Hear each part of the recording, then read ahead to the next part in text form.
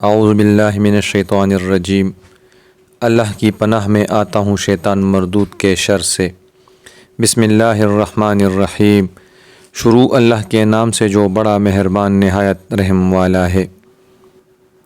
نبی کریم صلی اللہ علیہ وآلہ وسلم نے ارشاد فرمایا، جب پڑھنے والا آمین کہے تو تم بھی آمین کہو، کیونکہ اس وقت ملائکہ بھی آمین کہتے ہیں، اور جس کی آمین ملائکہ کی آمین کے ساتھ ہوتی ہے اس کے پچھلے گناہ معاف کر دیے جاتے ہیں۔ صحیح بخاری 6402۔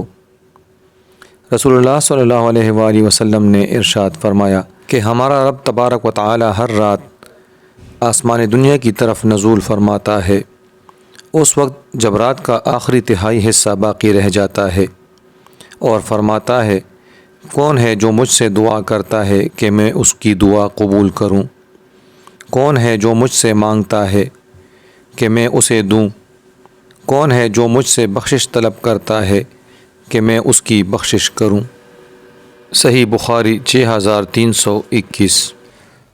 حضرت ابو ہریرہ رضی اللہ عنہ سے روایت ہے کہ نبی کریم صلی اللہ علیہ وآلہ وسلم نے ارشاد فرمایا، اس ذات کی قسم جس کے ہاتھ میں میری جان ہے، لوگوں پر ایک ایسا زمانہ آئے گا کہ قاتل کو پتہ نہیں ہوگا کہ اس نے کیوں قتل کیا، اور نہ مقتول کو پتہ ہوگا کہ اسے کس بات پر قتل کیا گیا۔